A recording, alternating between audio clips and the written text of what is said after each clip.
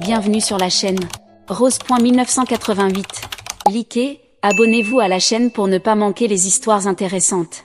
Au dîner de répétition du mariage de ma belle-sœur, j'arrivais pour découvrir qu'aucun couvert ne m'avait été réservé. Depuis la table d'honneur, Bianca, la sœur de mon mari, d'une perfection acérée et presque cruelle, m'adressa un sourire moqueur. Je sus que le moment approchait dès l'instant où son verre de champagne tinta contre le lustre en cristal Swarovski. La salle de bal s'emplit d'un silence parfaitement orchestré. Elle avait tout prévu. Un toast, annonça-t-elle, sa voix suintant d'une fausse chaleur qui dupait tout le monde, sauf ceux qui connaissaient la vraie Bianca. Je resserrai ma prise sur ma flûte de champagne, la tige menaçant de se briser entre mes doigts. Victor, toujours aussi peu attentif, riait à une blague lancée par un banquier d'affaires à l'autre bout de la salle. Au centre du gala caritatif qu'il avait organisé, Damien Lambert se tenait droit, digne, incarnant l'élégance d'un homme de 65 ans ayant bâti son empire à la force du poignet, loin des privilèges hérités.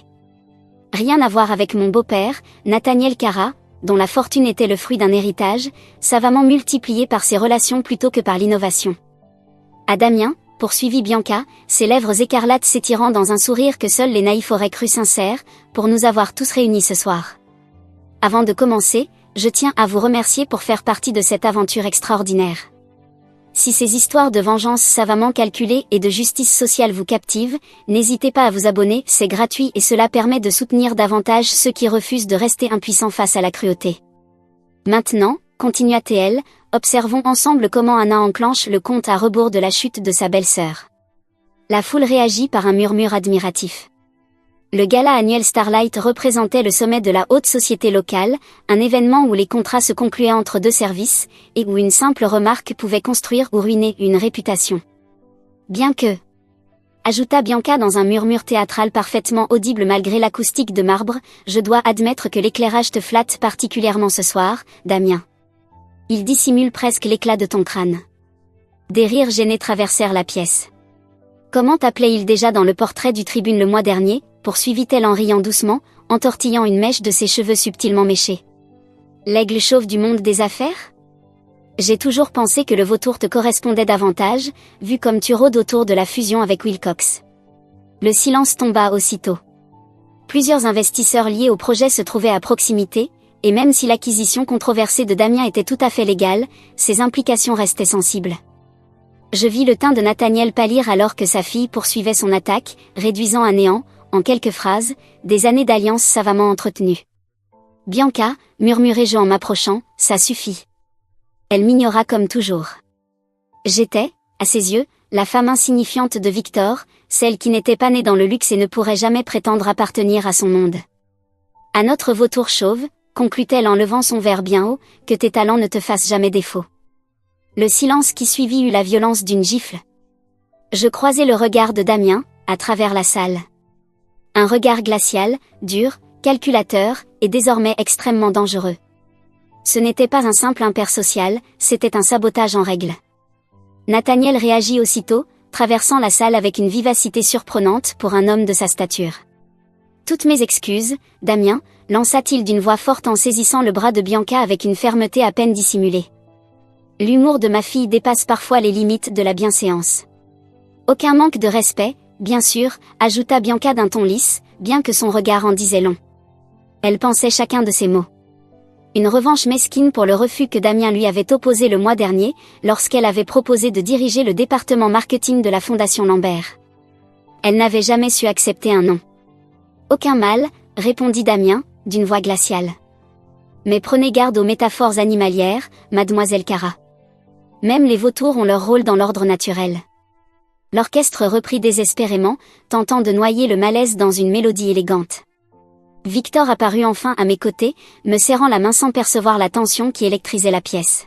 « Tout va bien ?» demanda-t-il joyeusement.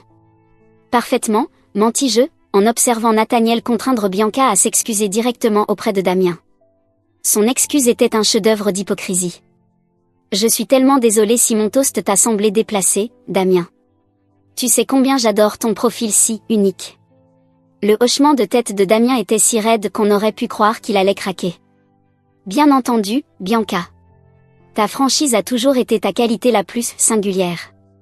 Tout aurait pu s'arrêter là. Une erreur sociale, effacée par quelques politesses bien dosées. Mais j'avais passé assez de temps à observer les jeux de pouvoir entre ces familles pour percevoir la fissure, à peine visible, qui venait d'ébranler leur alliance. Il ne lui pardonnera jamais, murmura une voix près de moi. Je me retournai et vis Zoé Lambert, la fille de Damien et étonnamment, mon amie la plus fidèle dans cet univers de requins en robe de soirée. Contrairement aux enfants fortunés de son entourage, Zoé avait gravi les échelons de l'entreprise familiale en commençant au courrier, malgré son nom de famille prestigieux. Ton père a toujours su faire preuve de grandeur, dis-je prudemment. Elle esquissa un sourire ironique et m'entraîna vers les portes vitrées. En public, oui. Mais as-tu vu ses yeux? Une fois dehors, la nuit d'été nous enveloppa d'un silence bienvenu. La silhouette imposante des tours Lambert se découpait sur l'horizon étincelant.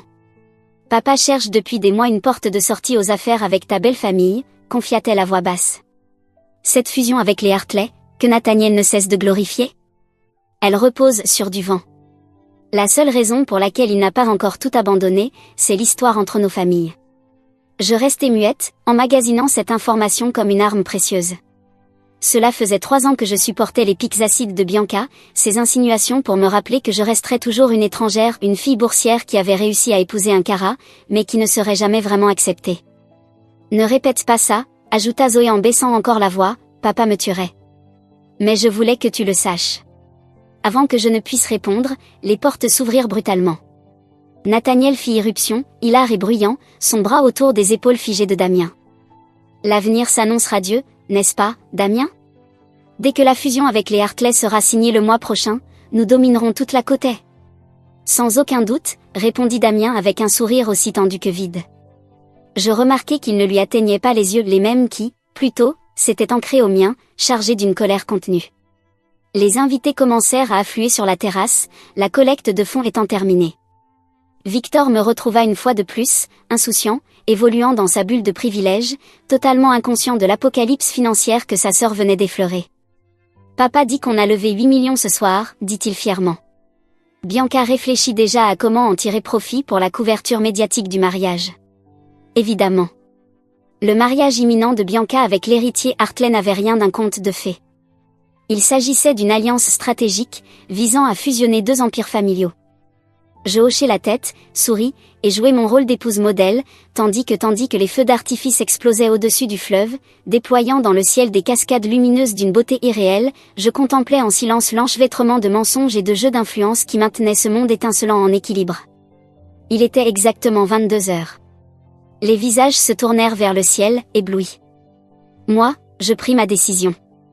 3 années d'humiliation subtile, 3 années à être tolérée sans jamais être véritablement acceptée, 3 années à observer Bianca écraser quiconque osait se mettre sur son chemin, avec cette cruauté désinvolte propre à ceux qui n'ont jamais connu la moindre conséquence à leurs actes. Tandis que les couleurs illuminaient son profil parfait, je fis une promesse silencieuse, une résolution glacée qui se cristallisa dans ma poitrine, elle paierait pour son arrogance. Pas demain, ni la semaine prochaine. Le moment venu, quand tout serait parfaitement aligné. Je me souviendrai du regard d'acier de Damien, des confidences murmurées par Zoé, et des failles invisibles qui traversaient l'empire familial des Cara. Ce soir-là, sans le savoir, avec un simple toast de champagne et une insulte mal calculée, Bianca venait de semer les graines de sa propre chute. 2 mois après le gala, des invitations au bord doré arrivèrent, annonçant officiellement les fiançailles de Bianca Elizabeth Cara avec Monsieur Alexander Preston Hartley III. L'enveloppe pesait plus lourd que mon alliance. Le papier, si épais qu'il ressemblait presque à du carton, portait une calligraphie élaborée. Victor rentra à la maison avec l'invitation à la main, mêlant excitation et inquiétude. Maman dit que ce sera l'événement mondain de l'année, expliqua-t-il en m'observant lire les lettres dorées. La couverture médiatique à elle seule devrait faire grimper l'action de l'entreprise de 5%, je posai l'invitation sur le plan de travail. Comme c'est romantique. Il ne capta pas une once de mon sarcasme. Enfin, ce n'est pas uniquement une question de romance, ajouta-t-il. Les Hartley contrôlent des routes maritimes dont nous avons besoin, et nous avons le réseau de distribution qu'ils essaient de bâtir depuis une décennie. Il m'embrassa distraitement sur la joue. C'est une alliance parfaite. Parfaite pour tout le monde, sauf peut-être pour les 2 principaux concernés. Je croisai Alexander Hartley pour la première fois lors d'une vente de charité, où il passa la soirée scotché à son téléphone, et une seconde fois lors d'une fête de Noël, complètement ivre au point d'appeler sa propre sœur par un autre prénom. Bianca l'avait autrefois qualifié de « prétentieux Hartley ennuyeux » avant de décréter soudainement qu'il était l'amour de sa vie. La fête de fiançailles eut lieu une semaine plus tard, dans le domaine familial des Cara, un manoir imposant entouré de jardins parfaitement entretenus, figurant régulièrement dans les magazines d'architecture internationaux. Je portais une robe vert émeraude, sachant pertinemment que cela contrariait Bianca, qui avait expressément demandé à ses invités de privilégier les tons pastels, afin d'harmoniser avec sa robe rose poudrée. « Tu es splendide », me souffla Zoé en me rejoignant près de la fontaine à champagne. « Et tu ressembles exactement à quelqu'un qui n'a pas lu les consignes vestimentaires. » Je souris avec innocence. Il y avait un mémo. Le rire de Zoé attira quelques regards. Elle était radieuse dans une robe argentée qui soulignait l'éclat naturel de ses cheveux prématurément gris, héritage de Damien, qu'elle arborait avec une assurance saisissante. « Papa vous prie de l'excuser », dit-elle à voix basse, « voyage d'affaires imprévu à Tokyo. » Quelle coïncidence, n'est-ce pas? Ses yeux pétillaient de malice. Cela dit, il a envoyé un vase terriblement cher en guise de cadeau de fiançailles. Chinois ancien. Le truc le plus laid que j'ai jamais vu, mais probablement plus précieux que la maison de la moitié des invités. De l'autre côté de la pièce, Bianca régnait sur son auditoire, sa main gauche soigneusement orientée pour capter la lumière. La bague à son doigt était gigantesque, au moins 10 carats, taillée en coussin, entourée de diamants plus petits formant un halo. Alexander se tenait légèrement en retrait, mal à l'aise dans son smoking, les yeux sans cesse attirés par son téléphone. « Ils ont l'air ravis », murmurai-je. « Oh, ils sont fous de joie », répondit Zoé sur un ton sec. « À propos des stock options. Tu savais que les négociations du contrat prénuptial ont duré plus longtemps que leur relation ?» La soirée se poursuivit sans surprise, amuse-bouche sophistiquée, quatuor à cordes jouant des morceaux classiques inoffensifs, flûte de champagne à profusion. Nathaniel se leva et fit teinter son verre. Son visage n'exprimait pas tant une fierté paternelle qu'une satisfaction triomphante. À de nouveaux commencements, porta-t-il un toast, balayant la salle du regard, comme pour englober ses associés plutôt que le couple. Et à l'union de deux grandes familles, et de leurs entreprises. Quelques applaudissements polis suivirent. J'observai la foule, distinguant les félicitations sincères des échanges purement stratégiques. Mon regard s'arrêta sur Monsieur Hartley père, légèrement à l'écart, le front perlé de sueur malgré la climatisation. Il faisait défiler frénétiquement des messages sur son téléphone. Lorsqu'il se rendit compte que je l'observais, il rangea l'appareil en vitesse et me lança un sourire forcé. Je m'éloignai discrètement de Zoé pour me rapprocher du bar, à portée d'oreille. J'entendis son chuchotement pressant à un collaborateur. Peu importe ce qu'on doit liquider, garde ça discret, au moins jusqu'à l'annonce de la fusion la semaine prochaine. Je sirotai lentement mon champagne, enregistrant mentalement chaque mot. Les fondations ne se fissuraient plus. Elles commençaient à s'effondrer. Plus tard ce soir-là, alors que nous rentrions, le silence inhabituel de Victor m'alerta. Il tenait le volant avec une tension visible, les jointures blanchies. « Est-ce que tout va bien ?» demandai-je, bien que je connaisse déjà la réponse. Il hésita. Juste du stress lié au travail. Rien dont tu doives t'inquiéter. Je suis ta femme. Si quelque chose te tracasse, je veux le savoir. Il soupira lourdement. C'est cette fusion. Si l'accord avec les Hartley échoue. Il s'interrompit, puis avoua à contre-cœur, papa a tout misé le dessus. Le mariage, l'annonce, les projets d'expansion. Tout est lié. Un domino tombe, et tout s'écroule. Je posai ma main sur la sienne. Je suis sûre que tout ira bien. Bien sûr, répondit-il aussitôt. Bianca ne laissera rien échouer. Elle a tout planifié, jusqu'au moindre pétale. Je ne mentionnai ni la sueur sur le front de Monsieur Hartley, ni ses appels angoissés. Certaines observations valaient mieux d'être gardées pour soi. 3 jours plus tard, Zoé m'appela à minuit. Je me levai doucement, laissant Victor dormir, et pris l'appel dans notre bureau. Anna, désolée pour l'heure, mais je pensais que tu devais savoir. Sa voix était tendue, vibrante d'excitation contenue. Papa a atteint sa limite avec les Cara.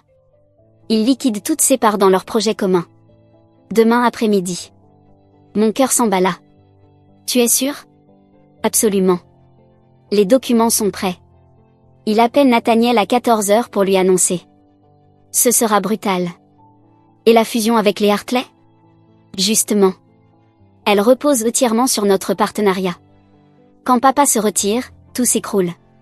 C'est un château de cartes. Je fermai les yeux, visualisant le calendrier. Le dîner de répétition, c'est demain soir. Zoé simula l'innocence. Vraiment? Quelle coïncidence. Après avoir raccroché, je restais un moment dans le noir, les scénarios se déployant dans mon esprit comme une partie d'échecs arrivant à son dénouement. 3 ans de patience calculée, d'observation silencieuse, m'avaient conduite à cet instant précis. Les pièces étaient en place, la cruauté de Bianca, l'arrogance de Nathaniel, un empire fondé non pas sur l'innovation, mais sur l'exploitation. Je saisis mon téléphone, fis défiler ma liste de contacts jusqu'à un numéro que j'utilisais rarement. Mon doigt s'arrêta un instant, puis je pressai la touche « Appel ». Damien décrocha au 2e signal. Sa voix était claire, éveillée malgré l'heure. « Anna ?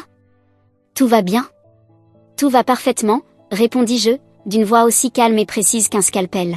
« J'espère ne pas appeler trop tard. »« Pas du tout. Que puis-je faire pour toi ?»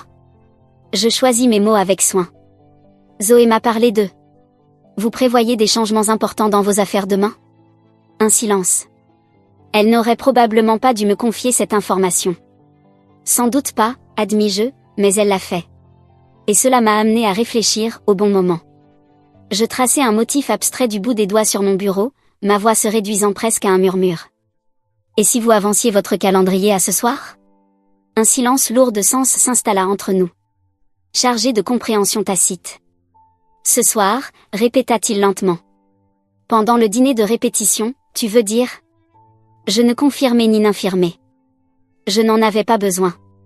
Le léger rire de Damien ne contenait aucune trace d'amusement, seulement la reconnaissance d'une stratégie implacable. Tu as toujours vu plus loin que ce qu'on te créditait, n'est-ce pas, Anna ? J'observe, répondis-je simplement. Et maintenant, tu veux agir. Justice différée et justice refusée, n'est-ce pas ce qu'on dit ? Nouveau silence. Alors je vais devoir passer quelques appels. Bien sûr. Je ne voudrais pas te retenir. Alors que je m'apprêtais à raccrocher, sa voix me retint. Anna, pourquoi maintenant ? Après tout ce temps ? Je revis le rictus de Bianca lors du gala, les années d'humiliation discrète ou non, cette façon constante de me reléguer à la marge, comme une pièce étrangère dans une famille qui n'avait jamais voulu m'intégrer. Disons simplement que je crois au timing parfait. Je mis fin à l'appel et restai assise dans l'obscurité, immobile, tandis qu'un bourdonnement d'anticipation me parcourait comme une décharge électrique. Demain soir, le monde parfait de Bianca volerait en éclats. Et j'y serais, présente pour en savourer chaque instant. Le soir suivant, j'arrivai au dîner de répétition au bras de Victor, vêtu d'une robe bleu nuit qui sublimait un maquillage travaillé avec soin. Rien de trop voyant, rien qui attirerait l'attention. Ce soir, il ne s'agissait pas de moi. Ce soir, je n'étais qu'observatrice, le catalyseur invisible qui avait déclenché la chute. Le lieu, un restaurant d'élite avec vue imprenable sur les toits de la ville, avait été privatisé pour l'occasion. Des lustres en cristal diffusaient une lumière chaude sur l'élite réunie, la famille Cara, les Hartley, et une sélection méticuleusement choisie d'associés influents. Bianca avait orchestré le plan de table avec une précision stratégique. Je notais, non sans une satisfaction glacée, que mon carton de place se trouvait relégué entre 2 vieilles tantes, à la table la plus éloignée de celle des mariés. Je vais leur demander de corriger ça, proposa Victor en s'apercevant de la situation. Je posai doucement la main sur son bras. C'est parfait comme ça, assurai-je. Et je le pensais. Ma position périphérique me garantissait une vue imprenable sur la catastrophe imminente. Je consultai discrètement ma montre. Il était 19h45. Damien m'avait confirmé par message que tout était prêt. Son équipe avait procédé à la liquidation des parts avec une efficacité silencieuse, en moins de 18 heures. Les médias économiques avaient été prévenus, prêts à publier l'information à 20 heures précises, juste au moment où Nathaniel prononcerait son discours. Le premier plat arriva, une composition délicate de noix de Saint-Jacques que je ne touchais presque pas. Mon attention restait braquée sur la table d'honneur, où Bianca trônait dans une robe fourreau argentée, un collier de diamants scintillant à chacun de ses gestes.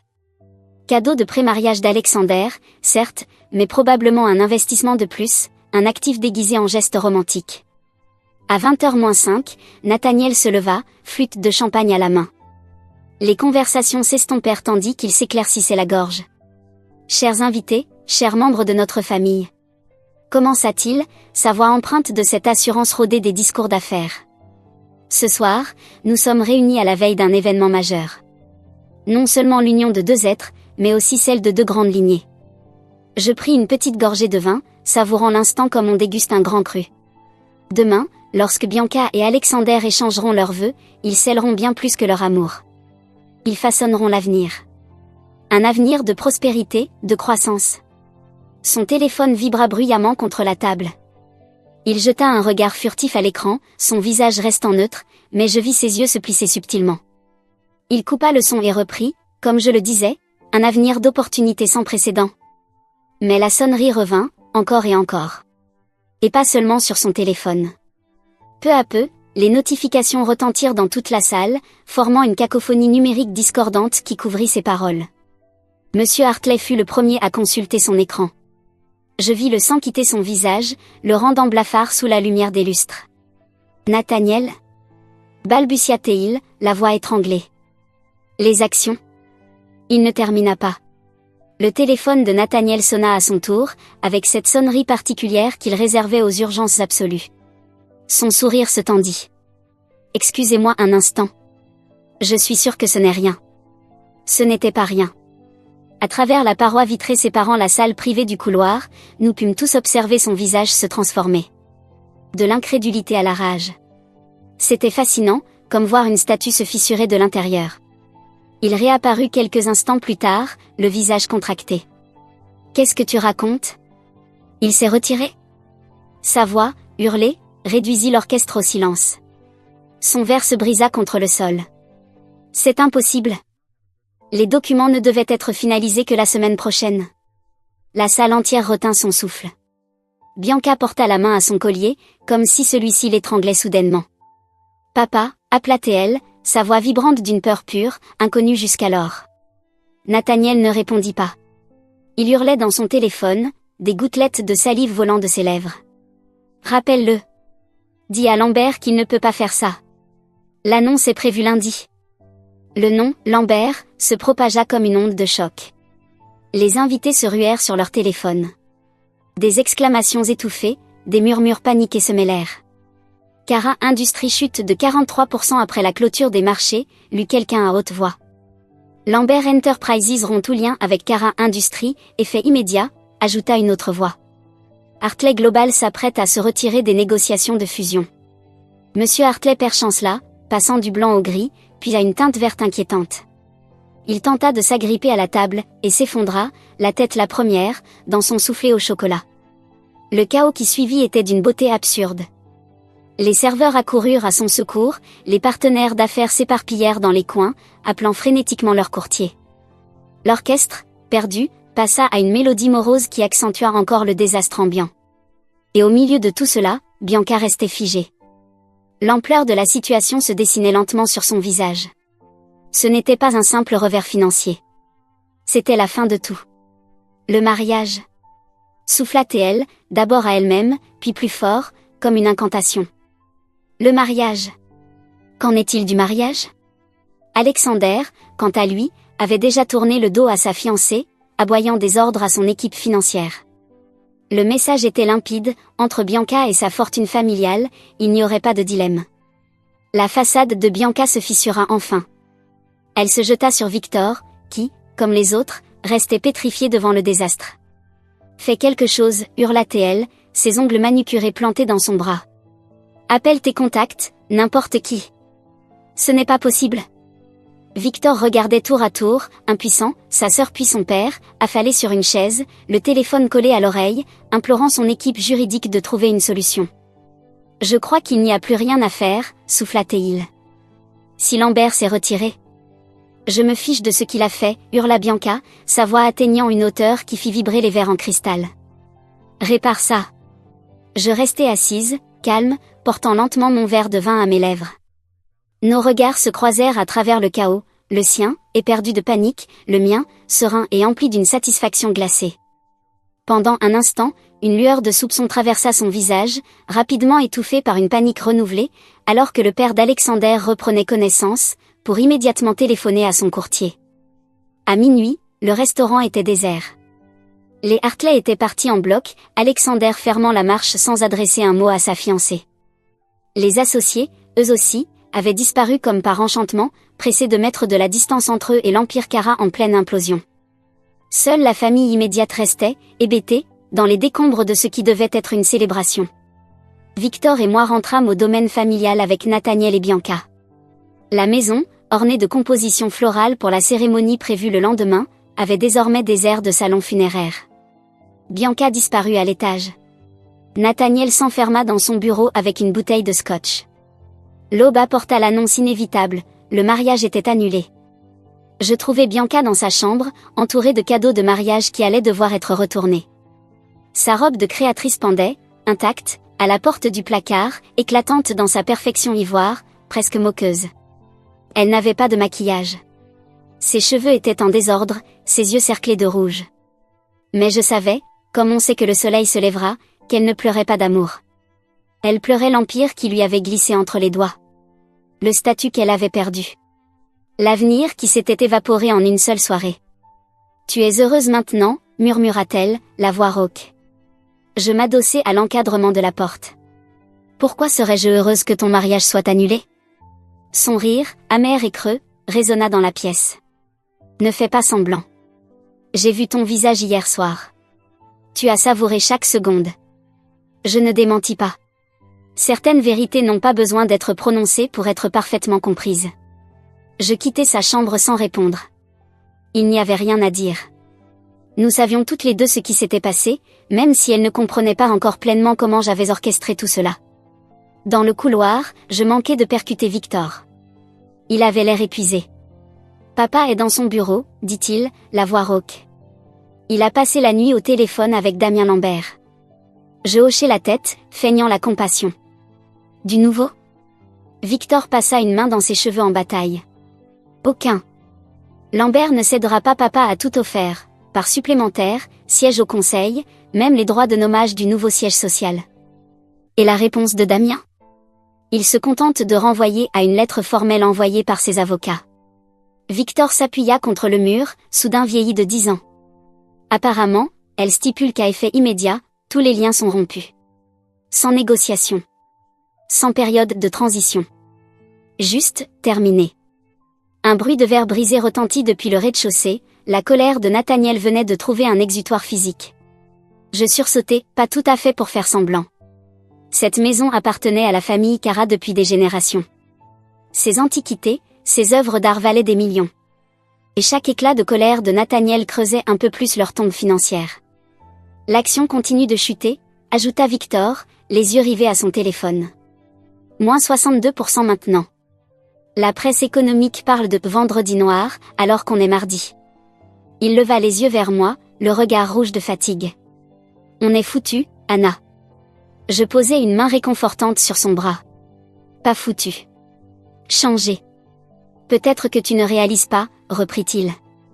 La maison, les propriétés de vacances, même nos comptes personnels, tout est lié aux actions et aux actifs de l'entreprise. Papa a tout misé sur la fusion avec les Hartley. Tout. Tout, demandai-je, une surprise sincère dans la voix. J'avais anticipé de lourdes pertes, pas une destruction totale. Victor acquiesça, l'air sombre. Les négociations du contrat prénuptial ont duré si longtemps parce que papa cachait nos problèmes de liquidité. Les Hartley exigeaient des garanties, qu'on ne pouvait offrir qu'en concluant la fusion. Un autre fracas résonna depuis en bas. Nous échangeâmes un regard. Tu devrais te reposer, suggérai-je doucement. Demain sera déjà assez difficile. Victor ricana, un rire creux. Demain, on commence à vendre des actifs pour rembourser les créanciers. Demain, le conseil d'administration se réunit pour décider si papa doit démissionner. Demain, nos avocats rencontrent la SEC pour répondre à des accusations de délit d'initié que quelqu'un a mystérieusement déposées. Je gardais un visage impassible. C'était l'idée de Zoé. Une initiative dont j'ignorais l'existence jusqu'à ce qu'elle soit déjà lancée. Alors que Victor tournait les talons, il s'arrêta soudain, scrutant mon visage avec une intensité inattendue. Tu savais que ça allait arriver. Ce n'était pas une question. Ses yeux, si semblables à ceux de Nathaniel, mais plus chaleureux, plus lucides, soutinrent mon regard. Et je compris qu'il avait toujours été bien plus attentif que sa famille ne l'avait cru. Pas exactement, répondis-je prudemment. Pas dans cette ampleur. Mais, oui. Je savais quelque chose. Il s'approcha d'un pas. Quand papa a annoncé la fusion, tu n'as même pas sourcillé. Et quand tout s'est effondré, tu étais prête. Je soutins son regard. Sans confirmer. Sans nier.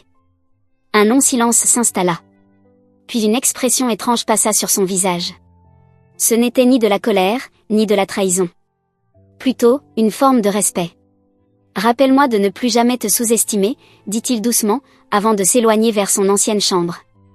Les jours suivants se déroulèrent comme un accident au ralenti, spectaculaire, dévastateur, et pourtant impossible à détourner des yeux. La presse économique couvrit chaque rebondissement de ce qu'elle baptisa « l'effondrement Cara ». Les investisseurs déposèrent plainte. Le conseil força Nathaniel à démissionner. Le jet privé de la famille fut saisi en plein vol, les contraignant à rentrer à New York en classe économique. Mais c'est la mort sociale de Bianca qui fut la plus fascinante à observer. Les mêmes amis qui se battaient pour intégrer son cortège ne répondaient plus à ses appels. Les invitations à des galas et événements caritatifs cessèrent subitement. Ces réseaux sociaux, autrefois inondés de commentaires admiratifs, devinrent des villes fantômes du jour au lendemain. 10 jours après le désastre du dîner de répétition, j'accompagnai Victor chez l'avocat de la famille. La salle de conférence, majestueuse, avait l'atmosphère d'un salon mortuaire. L'avocat exposa leurs options, aucune agréable. L'appartement de Manhattan doit être vendu immédiatement, expliqua-t-il en faisant glisser des documents sur la table en acajou. Ainsi que la maison dans les Hamptons et le domaine viticole à Napa. Nathaniel, affaibli, vêtu d'un costume froissé, se contenta d'acquiescer. Bianca, en revanche, refusait de céder. Et mes biens personnels, exigea-t-elle. Ma collection de bijoux est assurée pour 8 millions, déclara Bianca avec assurance. L'avocat s'éclaircit la gorge, visiblement mal à l'aise. Je crains que la majorité de votre collection n'ait été achetée avec des fonds de l'entreprise, ou via des comptes de la société. Ces objets ont déjà été inventoriés en vue de leur liquidation. C'est impossible, s'écria Bianca en frappant la table de la paume. Mon diamant puré était un cadeau de mon père. Un cadeau acheté par l'entreprise, dans le cadre d'une déduction fiscale, corrigea doucement l'avocat. La documentation est très claire. Quand nous quittâmes le cabinet, Bianca argumentait encore, sa voix montant dans les aigus au point de faire grimacer la réceptionniste. Victor et moi entrâmes dans l'ascenseur sans un mot. Tu vas rester, demanda-t-il soudain alors que les portes se refermaient sur nous. Je veux dire, maintenant que... Il fit un geste vague, englobant l'effondrement. Je pris sa main. Tu crois que je t'ai épousé pour ton argent? Je ne t'en aurais pas voulu si c'était le cas, répondit-il avec un sourire triste. C'est ce que tout le monde attendait de nous. Je ne suis pas tout le monde. La vérité était plus complexe. Je ne l'avais pas épousé pour sa fortune, mais je ne l'avais pas fait par amour non plus. Pas au début. Je l'avais épousé parce qu'il était gentil, quand sa famille était cruelle. Parce qu'il me voyait, quand eux me regardaient sans me voir. L'amour était venu plus tard, discret mais sincère. Et maintenant, en le voyant affronter la chute de sa famille avec dignité, je réalisais que cet amour s'était transformé en quelque chose de véritable. 2 jours plus tard, Zoé m'invita à déjeuner dans un petit restaurant discret, loin du quartier financier. À l'architecte de la revanche la plus élégante que j'ai jamais vue, déclara-t-elle en levant son verre d'eau pour un toast. Je n'aurais jamais cru ça de toi. Je souris légèrement. J'ai eu de l'aide précieuse. Papa n'a offert que l'opportunité. Toi, tu as su reconnaître le moment parfait pour frapper. Elle sortit de son sac une petite pochette de velours. Je t'ai apporté quelque chose. À l'intérieur se trouvait un collier de perles de Tahiti, d'une perfection rare. Je le reconnus immédiatement. Bianca l'avait porté à mon mariage, en commentant bien fort sa valeur supérieure à celle de mon modeste pendentif en diamant. Comment tu? Il faisait partie des biens saisis. L'entreprise de papa les a acquis lors de la liquidation. Il a pensé que tu saurais les apprécier. Le sourire de Zoé était malicieux. Un trophée pour la véritable gagnante. Nous avons ri ensemble, un rire complice, bien que le mien ait sonné un peu creux. La vengeance, je découvrais, n'était pas aussi satisfaisante que je l'avais imaginé. Elle n'effaçait pas les années de mépris et d'humiliation. Elle ne guérissait pas les anciennes blessures. Elle se contentait d'équilibrer les comptes. Le week-end suivant, je visitais le domaine des Cara une dernière fois. Des déménageurs emballaient les derniers effets de la famille avant la mise en vente du bien aux enchères. Bianca était introuvable.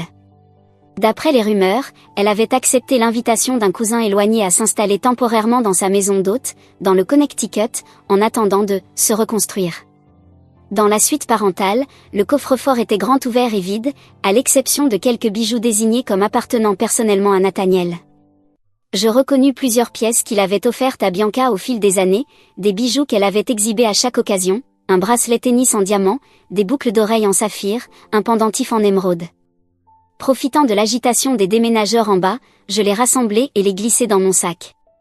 Non pour les garder, mais pour les utiliser à une fin qui, pour moi, clôturait le cercle. Ce soir-là, je fis un don anonyme à l'association pour le cancer des enfants, celle-là même qui avait organisé le gala où tout avait commencé. La note jointe précisait que les bijoux devaient être mis aux enchères lors de leur prochaine levée de fonds. L'ironie était exquise, les symboles du statut de Bianca allaient désormais financer une cause qu'elle n'avait utilisée que comme toile de fond pour sa montée sociale. En quittant le service de messagerie, je ressentis un soulagement inattendu. L'Empire Cara s'était effondré, mais peut-être que, dans ses cendres, quelque chose de plus honnête pourrait émerger. Pour Nathaniel, une forme d'humilité. Pour Bianca, peut-être un soupçon de lucidité. Pour Victor, certainement une libération face aux attentes toxiques de sa famille. Et pour moi, un triomphe discret, certes, mais surtout, une forme de clôture. Les comptes étaient équilibrés. Une justice froide et précise avait été rendue. 3 semaines après la chute de l'Empire Cara, Victor et moi emménageâmes dans un petit brownstone modeste à Brooklyn. Loin du penthouse que nous avions autrefois partagé. L'immeuble nécessitait des travaux, les parquets étaient rayés, usés par les anciens locataires, mais la lumière baignait les pièces vides d'une chaleur pleine de promesses. C'était la première propriété que nous possédions, lui et moi, qui n'était liée ni à un héritage, ni à une fortune familiale. C'est petit, dit Victor avec une légère gêne, alors que nous apportions nos premières boîtes. C'est à nous, corrigeai-je. Vraiment à nous. Nous reconstruisions notre vie à partir de rien. Victor avait accepté un poste d'enseignant dans une école de commerce, une chute évidente en prestige et en salaire, comparée à son ancien rôle de dirigeant. Mais ses yeux brillaient en décrivant l'opportunité de former une nouvelle génération d'esprits, sans l'ombre de son père pesant sur lui. J'eus la surprise de recevoir une demande de visite de Nathaniel, 1 mois après notre emménagement. Il arriva méconnaissable, costume remplacé par un pantalon beige et une chemise sobre, montre de luxe disparue, posture moins dominante, mais étrangement plus humaine. « C'est joli ici », dit-il en regardant autour de notre salon. Aucune remarque sarcastique, aucun compliment empoisonné. Juste une simple observation. Victor avait dû partir d'urgence à l'université pour une réunion de la faculté. Je me retrouvai seule avec Nathaniel, une cafetière entre nous. Le silence s'éternisa jusqu'à ce qu'il s'éclaircisse la gorge. « Je te dois des excuses, Anna. » Je haussai un sourcil, mais ne dis rien. Quand Victor t'a présenté la première fois, je t'ai vu comme... Il s'arrêta, cherchant ses mots. Inférieur, suggérai-je. Il hocha la tête, visiblement soulagé que le mot ait été prononcé. J'avais tort. Tu étais la seule à nous voir clairement. À voir Bianca clairement. L'évocation de sa fille me traversa d'un frisson, pas vraiment de la culpabilité, mais quelque chose d'approchant. J'avais orchestré leur chute sans le moindre remords. Pourtant, assise face à cette version brisée de Nathaniel Cara, je me surpris à réfléchir au prix humain de tout cela. « Comment va-t-elle » demandai-je. Nathaniel baissa les yeux vers sa tasse, luttant pour trouver ses mots. Elle s'adapte mal à sa nouvelle réalité. Marcus, son cousin, lui a proposé un poste d'enseignante dans son école de bonne manière en Suisse. Il lâcha un rire sans joie. Bianca, enseignant l'étiquette. L'ironie ne m'échappe pas. À 28 ans, Bianca était, en somme, envoyée dans une pension dorée à un exil déguisé en opportunité. Je l'ai trop gâtée, admit la voix basse. Depuis la mort de sa mère, j'ai pensé qu'en lui donnant tout ce qu'elle voulait, je compenserais ce qu'elle avait perdu. J'aurais pu le réconforter. Lui dire ce que les parents veulent tant entendre, qu'ils ont fait de leur mieux. Mais certaines leçons doivent faire mal pour être comprises. Oui, dis-je simplement. Il acquiesça. En silence. Acceptant cette vérité nue avec une grâce inattendue, nous finîmes notre café en silence. Lorsqu'il repartit, les épaules de Nathaniel semblaient plus droites, comme allégées du poids des apparences qu'il avait portées si longtemps. Ce soir-là, Victor rentra tard, imprégné d'une odeur de craie et de café. J'étais déjà au lit, lisant sous la lumière tamisée de la lampe. Il s'assit à mes côtés, prit doucement le livre de mes mains et le posa sur la table de chevet. Papa m'a parlé de votre conversation, dit-il. Ah oui. Victor hocha la tête. Il m'a aussi révélé quelque chose d'intéressant. Il paraît que Damien Lambert l'avait approché, il y a 2 ans, pour discuter d'une séparation amiable de leurs affaires. Papa a refusé, tentant de tirer davantage de pouvoir du partenariat. Ça ressemble bien à Nathaniel, acquiesçai je. Le plus étrange, poursuivit Victor en m'observant, c'est que Lambert avait spécifiquement évoqué la façon dont Bianca te traitait lors des réunions familiales. Il a dit que cela lui rappelait comment sa propre épouse, aujourd'hui décédée, avait été traitée par sa belle famille. Je restai impassible, même si mon cœur s'accéléra. C'est intéressant. Papa pensait à l'époque que c'était une tactique de négociation. Victor effleura ma joue du bout du pouce. Mais aujourd'hui, il se demande si Lambert n'attendait pas simplement le bon moment, ou la bonne personne pour lui donner une raison de rompre les liens. Ses yeux fixèrent les miens. Tu n'as pas simplement passé un coup de fil cette nuit-là, pas vrai? Tu jouais depuis bien plus longtemps. Je ne répondis pas immédiatement. La vérité était complexe. Je n'avais pas tout planifié dès le départ, mais j'avais accumulé des informations, tissé des liens, patienté, en attendant l'ouverture parfaite. Est-ce que ça a encore de l'importance, demandai-je doucement. Non, répondit-il après un instant. Sauf que je réalise que je ne t'ai jamais vraiment connu. Son sourire mélangeait l'émerveillement et la fatigue. Tu fais peur. Et je t'aime pour ça. Il m'embrassa. Et quelque chose changea. Les dernières illusions tombèrent, ne laissant que la vérité nue, honnête. Notre mariage, né de la commodité et de l'attirance, s'était transformé, sous la pression de la crise, en quelque chose de plus profond, plus solide, forgé dans l'épreuve. Le lendemain matin, un coursier livra un petit colis à mon nom. À l'intérieur, une carte manuscrite sur un papier épais et un stylo plume ancien dans un étui en cuir. Anna. Ce stylo appartenait à mon père, qui a bâti notre entreprise à partir de rien. Il m'a appris que le véritable pouvoir ne vient ni de la richesse, ni du statut, mais de la patience et de la précision. Tu me rappelles lui. Astro. Ton père serait fier. Cordialement. Damien Lambert. Venant de Damien, un homme avare en compliments, cette note résonnait comme un hommage rare. Mon propre père, professeur d'éthique décédé avant que je rencontre Victor, aurait peut-être désapprouvé mes méthodes, mais il aurait reconnu la justice qui les sous-tendait. Je faisais tourner le stylo entre mes doigts lorsque mon téléphone sonna. C'était Zoé, appelant depuis le bureau de son père, où elle avait désormais un rôle plus important depuis l'effondrement des Caras. On déjeune toujours demain, demanda-t-elle sans détour. Bien sûr. Même endroit? Parfait. Elle marqua une pause. J'ai entendu dire que Bianca partait pour la Suisse. Elle va enseigner, dans une école de bonne manière, figure-toi. C'est ce qu'on m'a dit aussi. Le rire de Zoé résonna à travers le combiné. Je paierais cher pour voir Bianca Cara enseigner les bonnes manières à qui que ce soit. Nous parlâmes brièvement de la santé de Damien excellente, de ses nouvelles responsabilités exigeantes mais enrichissantes et du poste d'enseignant de Victor, étonnamment épanouissant. Alors que nous allions raccrocher, son ton changea. Anna. Une dernière chose. Oui. Ce que tu as fait, c'était justifié. Nécessaire, même. Sa voix devint grave. Mais fais attention.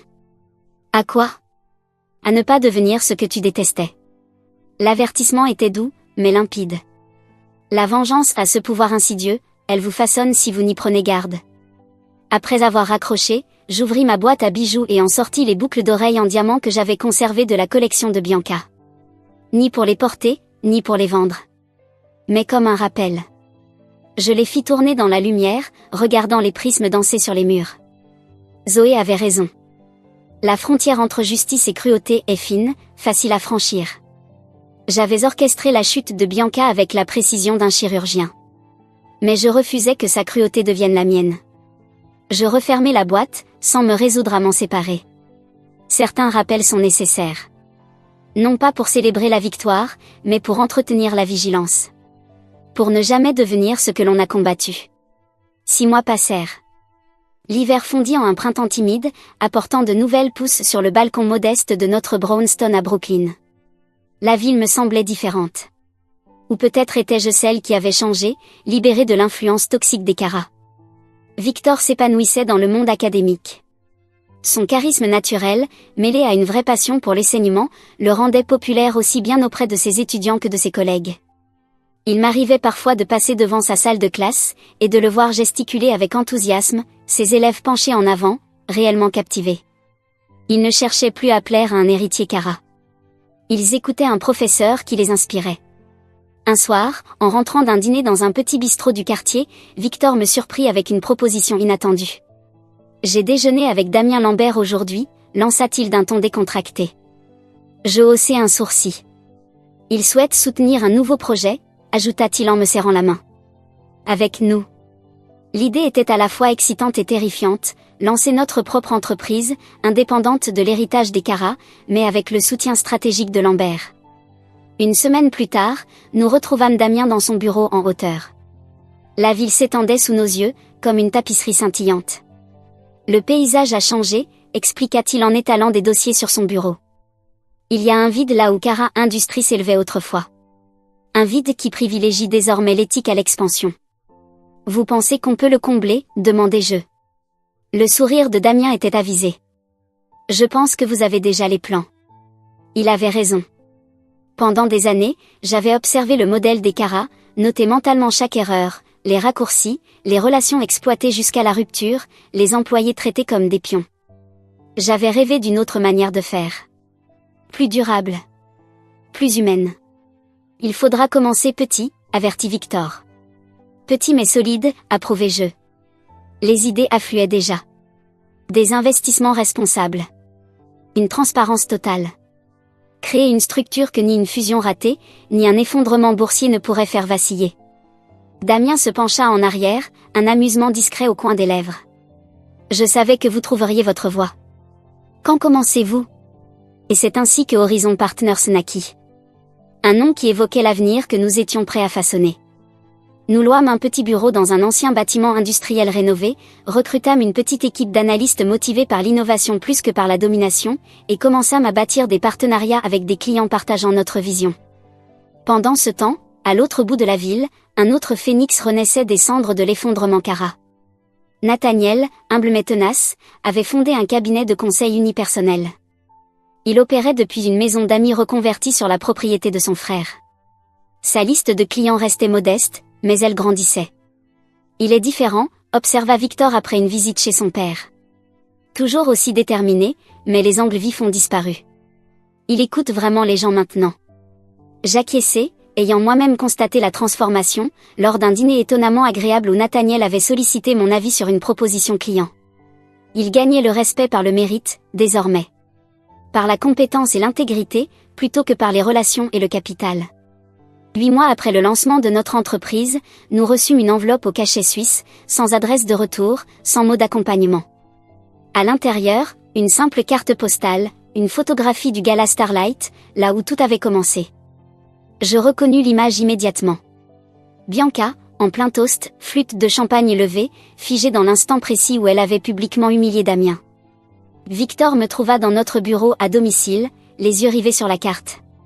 « C'est de Bianca ?» demanda-t-il, reconnaissant l'écriture caractéristique de sa sœur sur l'adresse. Je hochai la tête. « Aucun message ?» Il examina l'image. « Tu crois que ça veut dire quoi ?» Je traçai du doigt le bord de la carte. Une reconnaissance, peut-être. Une prise de conscience. Cette photo représentait le début de sa chute. Un moment d'arrogance qui avait déclenché une série de conséquences. En me l'envoyant, elle reconnaissait la symétrie, la justice de ce qui avait suivi. Je fis encadrer la carte et la placer sur mon bureau chez Horizon Partners. Non comme un trophée, mais comme un rappel, chaque action, aussi anodine soit-elle, génère des ondes qui finissent toujours par revenir à leur point d'origine. Presque un an après l'effondrement des Cara, Zoé nous invita à dîner dans un restaurant sur les toits, exclusif et discret. Elle arriva rayonnante, ses cheveux gris élégamment relevés, vêtue d'un tailleur qui exprimait à la fois autorité et accessibilité. À la nouvelle PDG de Lambert Enterprises, porta un toast Victor, levant son verre. Le sourire de Zoé illumina son visage. Papa ne prend pas sa retraite complète, évidemment. Il reste président du conseil. Mais la gestion quotidienne, c'est pour moi maintenant. Son ascension fulgurante n'avait rien d'un caprice du destin. Quiconque connaissait Zoé savait que cette place, elle l'avait gagnée. Damien ne lui avait pas offert l'entreprise. Il l'avait préparée à la mériter. Ton idée d'intégrer Horizon Partners comme notre pôle stratégique de développement, c'est brillant, me dit-elle au moment du dessert. Le conseil l'a approuvé à l'unanimité. Le partenariat allait étendre notre portée tout en préservant notre indépendance. L'équilibre parfait entre croissance et maîtrise. Alors que nous discutions des détails, je m'émerveillais de la facilité avec laquelle Zoé portait désormais son autorité. Elle avait toujours été bienveillante. Mais cette bienveillance était aujourd'hui soutenue par un pouvoir qu'on n'obtenait d'ordinaire qu'au prix de son humanité. Au fait, ajouta-t-elle en enfilant sa veste. Je vais me marier. L'annonce était si naturelle que je faillis ne pas la saisir. Quoi? Avec qui? James Porter. Il enseigne la littérature à Columbia. On s'est rencontrés à une levée de fonds, l'automne dernier. Pas une fusion stratégique. Pas une alliance arrangée. Juste de l'amour. Simple. Sans calcul. Le mariage fut prévu pour l'été. Intime, sobre, malgré la fortune et la position de Zoé. Aucune marque déguisée en décoration florale. Aucun contrat scellé entre la cérémonie et la réception. Par un jour parfait de juin, nous nous réunîmes dans le jardin de sculpture du Metropolitan Museum of Art. Zoé resplendissait dans une robe ivoire élégante, sa main ferme dans celle de son père, alors qu'il la menait jusqu'à l'autel. Damien, vieillissant mais toujours impressionnant, rayonnait d'une fierté sincère. Je n'aurais jamais cru voir ça, me souffla-t-il à la réception. Un Lambert se mariant par amour, et non par intérêt. Je les observais danser, Zoé et James, parfaitement synchronisés, sans jamais avoir pris de cours. Les temps changent, dit Damien en levant légèrement son verre. Et c'est en grande partie grâce à toi. Plus tard dans la soirée, je me retrouvai avec Zoé près de la fontaine, un peu à l'écart de la fête. Nous contemplions le bonheur que nous avions, d'une manière ou d'une autre, contribué à créer. Tu te souviens de notre première rencontre, demanda-t-elle. À cette fameuse fête de Noël, quand Bianca a renversé du vin rouge sur ma robe blanche. Je suis apparue avec un peu de soda et un regard complice, sourit-elle. J'ai reconnu une âme sœur, répondit-elle. Quelqu'un qui voyait à travers les façades, mais savait jouer le jeu. Elle balaya la salle du regard. Des amis véritables, pas des contacts intéressés. Regarde où ça nous a menés. Je suivis son regard, Victor, plongé dans une discussion animée avec James à propos d'une obscure théorie littéraire. Son visage s'éclairait d'un intérêt authentique. Nathaniel, montrant des photos de son projet de jardin communautaire à un juge retraité. Damien, assis à l'écart, regardant sa fille avec une tendresse paisible. Le karma n'oublie jamais une adresse, murmurai-je, une maxime de mon père qui prenait tout son sens. Zoé me serra la main. Et les vrais amis non plus. L'orchestre entama une nouvelle valse. Victor apparut à mes côtés, main tendue. J'acceptai son invitation, et nous glissâmes ensemble sur la piste, avec la fluidité de ceux qui ont traversé les tempêtes et en sont sortis plus forts. Le passé était derrière nous. L'avenir, baigné de lumière, s'étendait devant nous, comme un chemin de lune sur l'eau. Lumineux, invitant, et entièrement nôtre.